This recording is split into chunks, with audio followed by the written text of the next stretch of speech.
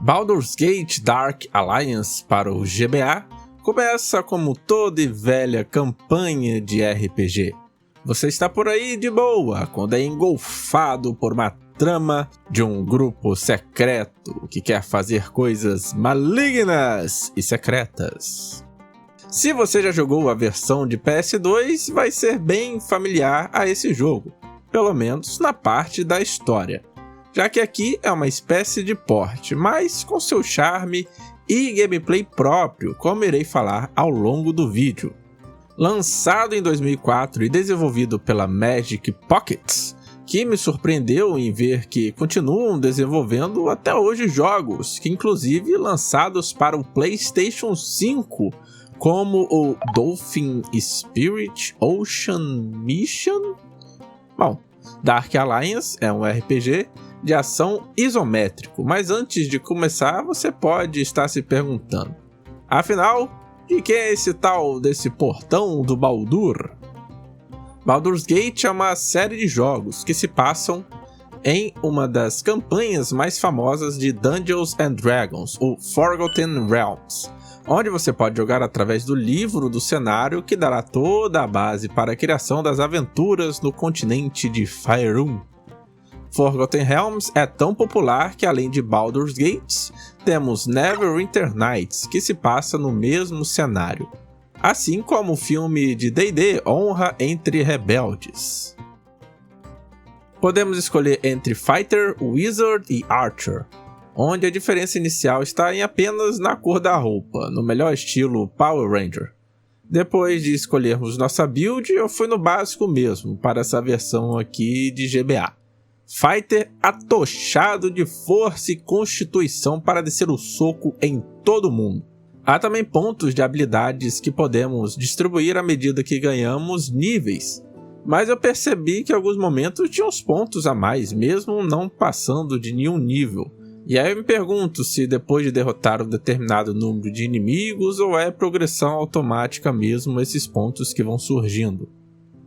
O Fighter até tem duas magias ou habilidades para a gente ativar, mas eu foquei mesmo em aumentar o crítico, recuperação de vida, aumento de HP, para encaixar melhor no gameplay que eu queria, que era o combate corpo a corpo. Logo de cara o jogo me surpreendeu pela qualidade dos gráficos, lembrando que isso foi feito originalmente para um Game Boy Advance.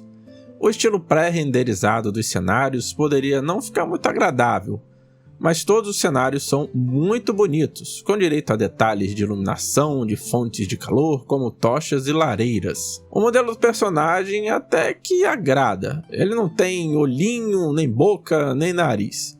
Mas ao mudar de equipamento a aparência muda, o que é sempre muito bem-vindo. E os inimigos também são muito bem modelados, destacando aqui o Beholder clássico, que falarei mais para frente. Claro, quando a gente bate o olho no jogo e no seu gameplay, não tem como não lembrar de Diablo. E podemos dizer que é um Diablo-like, com uma visão isométrica, itens caindo no chão para todo lado depois de derrotar inimigos e quebrar barris. Mas Baldur's Gate portátil tem seu charme próprio, graças ao mundo fantástico de D&D.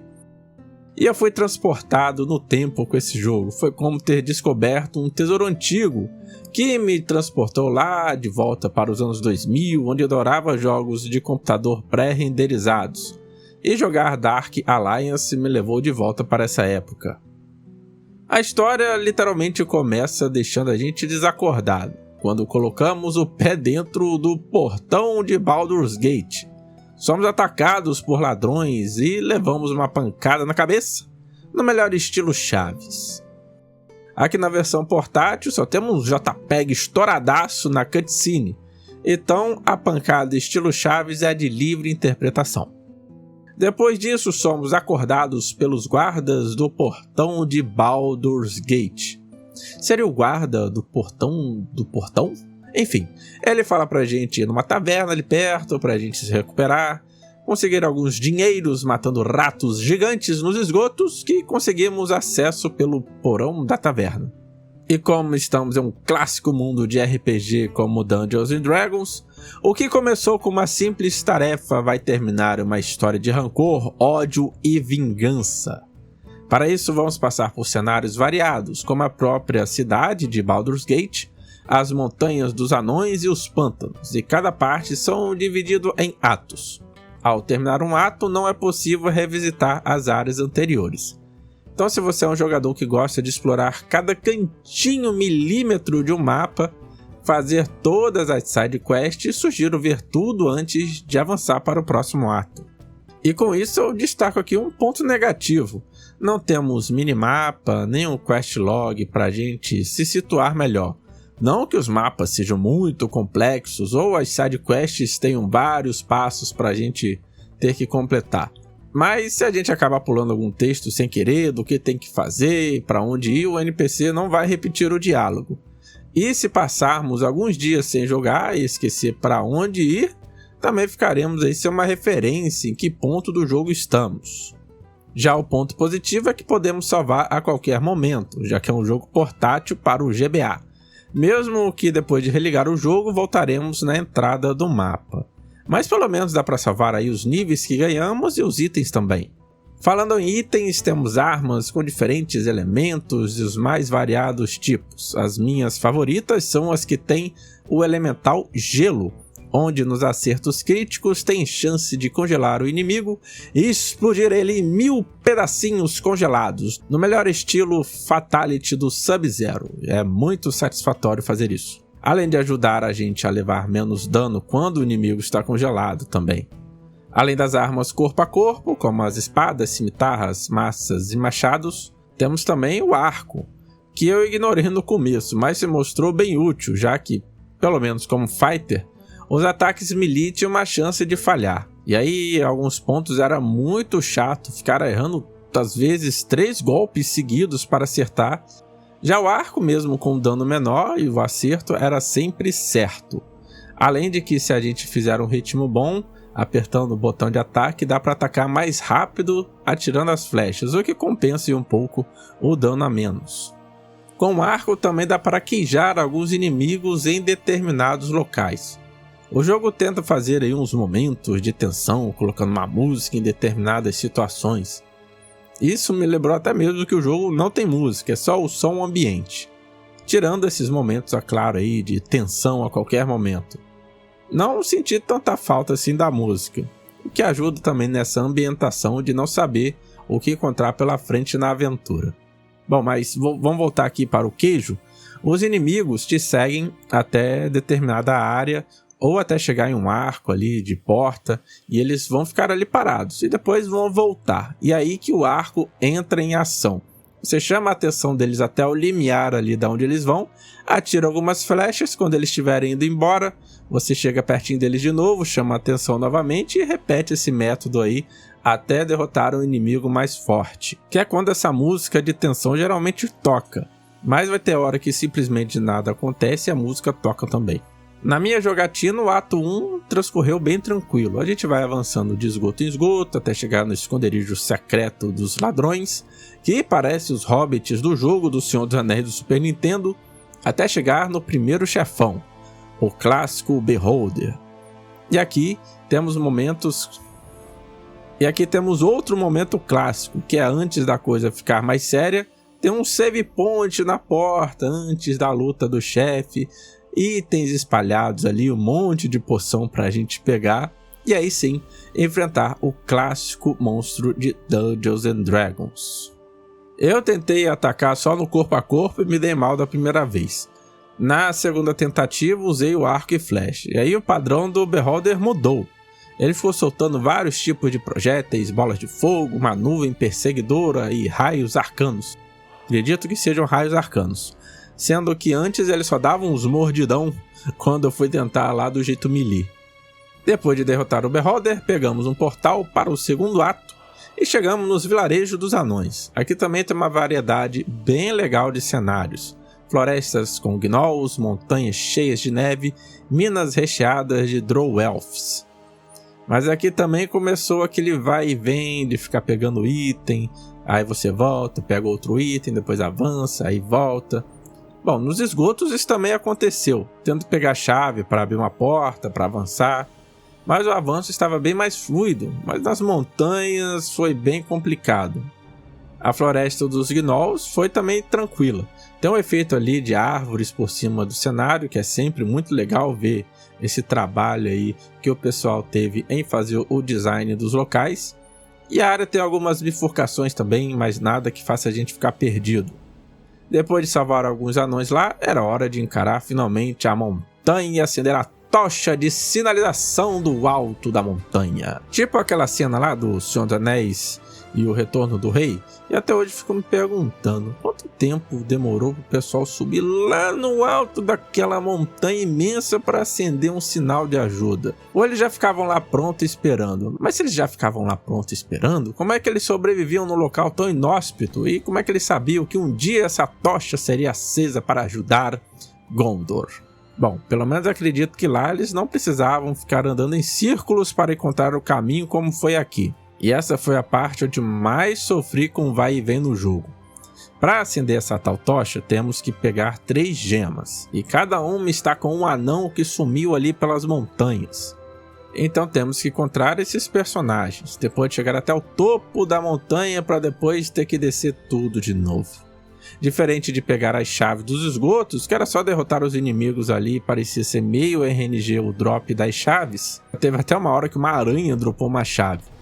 Nessa parte das montanhas temos que realmente encontrar os NPCs, então eu fiquei girando por horas ali até encontrar todo mundo. Até aí tudo bem, por mais que não estivesse tão bem assim, pois ainda tem os inimigos. Os inesquecíveis Trolls com a bundinha de fora. E a gente vai ver muita bundinha de Troll nessa parte. Até aí tudo bem também. Mas lembra que eu falei que o ataque corpo a corpo tem uma chance de ficar errando ali por vários golpes? Isso aqui se torna extremamente irritante e frustrante, pois os Trolls dão um dano super alto e por mais que estivesse ali com a arma de gelo para dar um respiro, né, congelando o inimigo algumas vezes, muitas vezes o tempo que ele passava congelado errava todos os golpes. E aí tinha que gastar um monte de poção de cura e mesmo assim eu levei o game over algumas vezes aqui.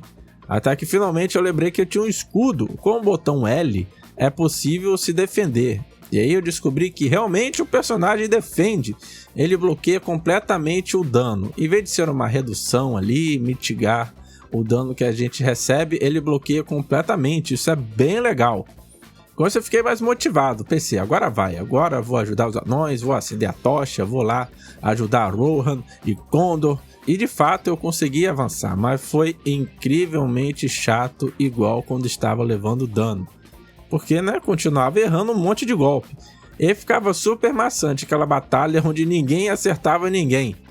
E para piorar, não achava de jeito nenhum o último anão, tendo que rodar ali mais do que o necessário pela montanha, somado a isso os inimigos que eu demorava mais tempo para derrotar. Depois de finalmente acender a bendita tocha lá e ajudar os anões, era hora de entrar nas minas e enfrentar os Drow Elves. Depois de tanto tempo andando em círculo na neve, eu até desanimei de explorar as minas, achando que ia ficar ainda mais tempo ali no mapa labiríntico. Mas ser elfos que vivem em cavernas é um desses charmes do mundo de Forgotten Realms, que difere de outros mundos de fantasia medieval. E a exploração, por mais que tenha sido um pouco labiríntica de fato, foi muito mais agradável e tranquilo do que nas montanhas. A única coisa chata eram os arqueiros, que ficavam correndo de um lado para o outro, porque, né, eles atacam à distância. E aí tinha que ficar correndo atrás deles, aí erra o golpe, eles fogem de novo, aí tenta acertar, aí erra, e ficava nesse eterno pique-pega. Ou, como eu investi em um bom arco, ajudou bastante nessa parte. E se você conseguir um arco de gelo aqui, melhor ainda, porque vai congelar ele enquanto ele tenta fugir. Temos 2 andares nessa mina. Para descer, temos que pegar as roldanas. E aí você pode pensar, aí de novo o esquema lá de pegar as gemas. Mas dessa vez aqui dropam dos inimigos. O que é muito bom, na verdade, porque naturalmente a gente vai dropando à medida que a gente vai avançando pelo mapa. E aí no segundo andar a gente encontra o chefe do Acto 2, a Drow Elf Ilivara, que ataca a distância e fica se teleportando pelo mapa. Eu acho que as batalhas com os chefes no jogo são as mais dinâmicas e que demandam ali um pouco mais de estratégia do que só defender com o escudo e torcer para não ficar errando tantos golpes. Depois de fugir de algumas bolas de fogo, chegamos no terceiro e último ato. E agora estamos nos pântanos dos Homens Lagarto. E a cidade aqui tem uma dinâmica diferente, com NPCs de vilarejo e inimigos no mesmo mapa. Ou seja, não é um local 100% seguro, e isso também faz parte de uma side quest de proteger a cidade. Depois disso, seguimos para uma dungeon cheio de homens lagarto para enfrentar o homem lagartão gigante, o Cest. E eu adorei o nome dele, que é o Cest. Parece até lá o Harry Potter falando com as serpentes. A luta, no entanto, não foi tão emocionante, porque ele bugou e eu fiquei conseguindo atacar com o arco sem ele sair do lugar. Porque ele ficava tentando atacar, aí ele não me alcançava, mas também não tentava se aproximar mais. Então eu levei 0 de dano nessa luta, que no final foi muito bom. Derrotando o Cest, vamos para a torre final, a Torre de Onyx. E aqui a gente tem que estar com um arco muito bom, pois tem vários soldados de pedra que tem um dano bem pesado. Mas aí, né, é só fazer aquele queijo de levar eles até uma porta e atacar de longe. E essa é a área mais longa do jogo. E até que dá para voltar, mas é melhor você se preparar antes de entrar na torre. Mas se já tiver um número considerável de poções, tá bom. Porque aqui vai dropar muito equipamento com defesas melhores armas do que no último vendedor do jogo.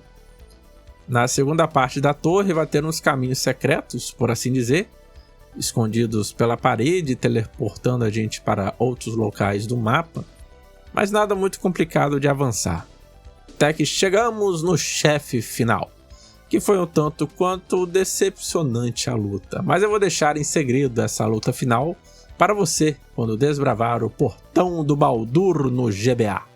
Diferente da versão de PS2, não tem um New Game Mais para recomeçar o jogo que mantém ali o nosso nível. E também não tem outros slots de salvamento para a gente testar as outras classes, ainda mais que quando a gente termina o jogo pela primeira vez, a gente desbloqueia uma nova classe, o Elf Fighter. Tem umas habilidades ali novas, pode ter um bom fator replay. Mas como eu falei, não tem muitos slots para salvar várias filas diferentes e isso acaba desanimando um pouco. Baldur's Gate Dark Alliance do Game Boy Advance é um bom jogo. Dá para se divertir e passar o tempo, principalmente se você gosta de RPG de ação isométrica, como o bom e velho Diablo. Mas pode se tornar maçante em alguns momentos, principalmente com tanto tanto erro de acertos que não conseguimos dos inimigos, fazendo a luta demorar mais do que deveria. E no mais, é isso. Espero que tenham gostado do vídeo. Se gostou, deixe o like e se inscreva no canal. E nos vemos no próximo. Até lá!